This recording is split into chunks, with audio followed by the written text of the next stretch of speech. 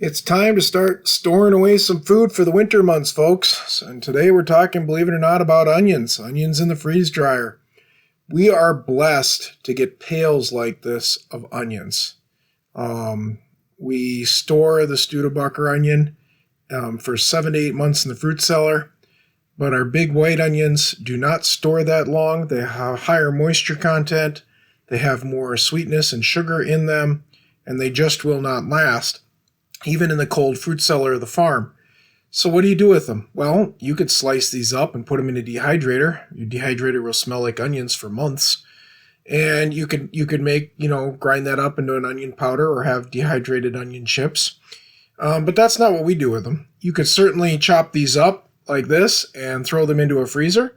And if you double or triple bag them or put them in a glass jar, you could freeze onions and use it that way through the year, but then you got to thaw them. So no, what we've found best to do is we slice them up like this, big, beautiful white onions, and we run them through our freeze dryer. That allows us to not to have to freeze them, so that saves freezer room for other types of meats and things that need it. And it gives it long-term storage, which, if you're prepping for the apocalypse is a good thing, especially the way our country's been going. But anyways, regardless of that, it allows you to put them into the cellars or the pantries or even into the camping supplies, the fishing gear, and so forth. And you've got instant bag onions that all you got to do is add it to your fish, add it to your meat. It reabsorbs with the juices and the moisture, especially if you're pan frying them up, and you're good to go. It goes into burgers. Excellent. So again, this is how we do it. I take the onions, I just chop them up. I'm not making powder out of them. I'm leaving pieces, 1/4 inch, 1/2 inch, something like that. I'm not worried about the color of the onion either. Some might be a tad more green, some might be more white. We don't care. And I just spread them out on the freeze dryer. Now, you can spread this a lot thicker on the freeze dryer, but you ain't going to get it done in 20 hours. If you put this on real heavy and real thick, 1/2 inch deep, it's going to take you over a day to do. You're going to be in that, 28 to 30 hours. So I've learned just kind of put a nice layer on, and I get it on with the silicone sheets because it's going to make it a lot easier to get off, as you see, because it's going to be light and flaky when it's done.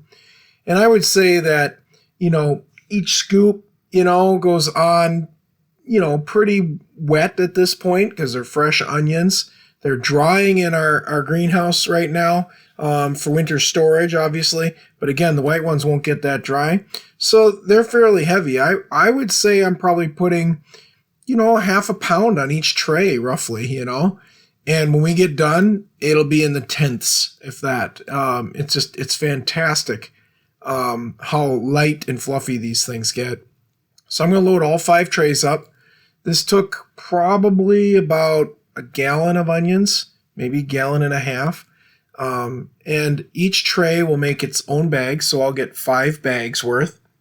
Each bag in dry form will probably be about 2 cups, if you want to think of it that way. Now again, when I open a bag, I'm on a trip or something out in the back 40, I'm going to use the whole bag, obviously, throughout the trip. But in the house, we'll open a bag and, we'll go through it in a week or two. So it does keep once you open it. And you can, keep these anywhere you want. Glass jar them, vacuum seal them, Mylar bag them. It's not the hardest to do. So here I'm just setting up the freeze dryer. I'm going to do a standard run of non-frozen. So basically I'm going to tell it it's got to freeze it first.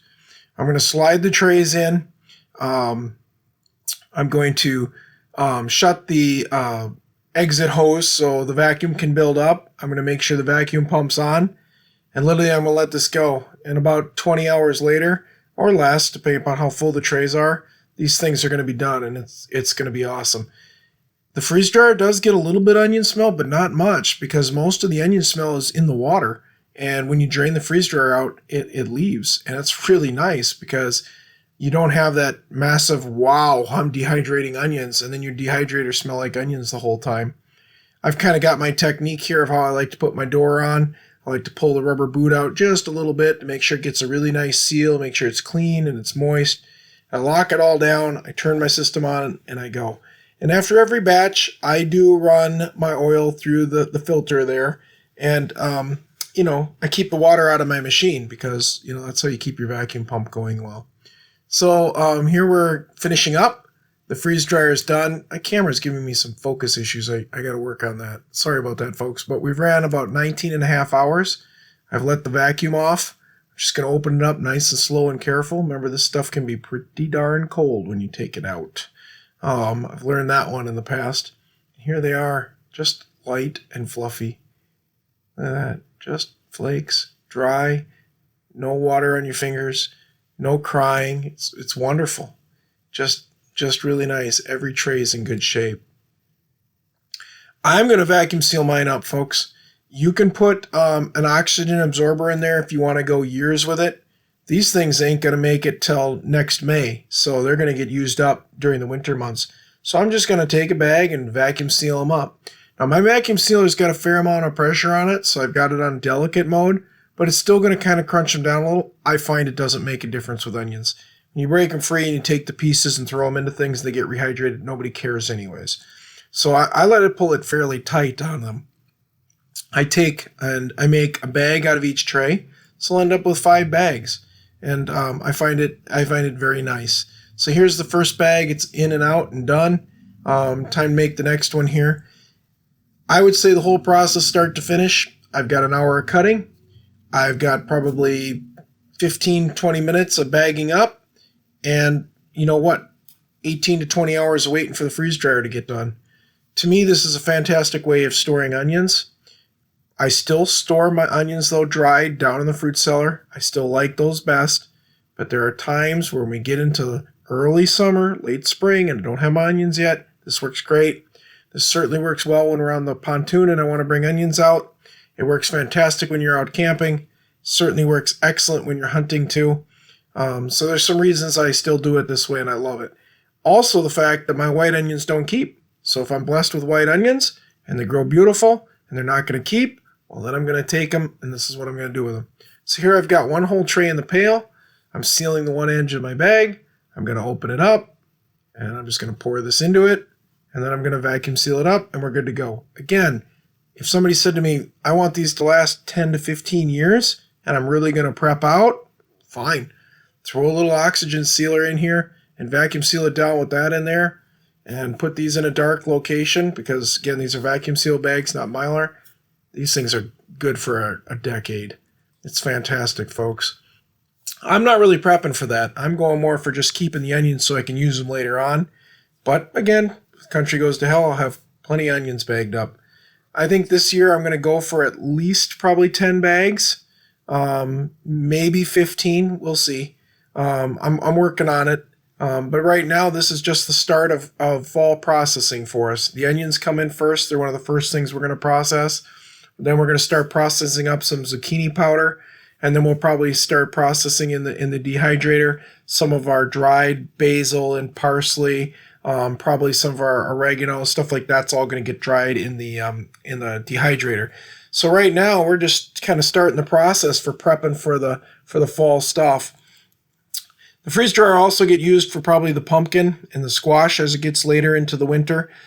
Sometimes they start, going bad on us towards middle winter, and we'll use the freeze dryer for that too. There's definitely going to be some tomatoes in the freeze dryer. We do tomato chips, we do tomato discs, we just do some liquid tomatoes in powder form. So there's going to be that too, and I always forget that there's a period of time where we're freeze drying that.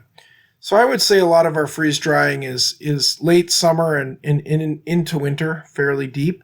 And that works out really well for us because that's when I got the time to do it. I'm done with second crop hay. The animals are going into winter mode. We've sold off the goats for the meat for the year. So it works out really well on the farm to then spend the time, getting a deer, making your summer sausage, making your hot dogs and your brats, getting your fall prep done in your garden, getting your squash in and all your corn and stuff. Oh, we're going to freeze dry some corn too. It makes for a wonderful little snack. So we'll get some of that stuff done. It's also coming into apple time, and sometimes I freeze dry some apple chips too. So these are all things we do with the freeze dryer, folks. It works out well for us. We make use of it. Probably run it a good 6-7 months out of the year, and it works fantastic. These are the onions. This is what it looks like. I have 5 bags of these now to put in. I'll do a whole nother batch. I'll have another 5, and I might decide to even do another 5 after that. I appreciate you watching, folks. This is one of the ways we like to use our freeze dryer. If you invest in one of these, make sure you use it. Otherwise, it's just not worth the investment. Thanks for watching. Please like and subscribe, and we'll keep putting out great videos like this.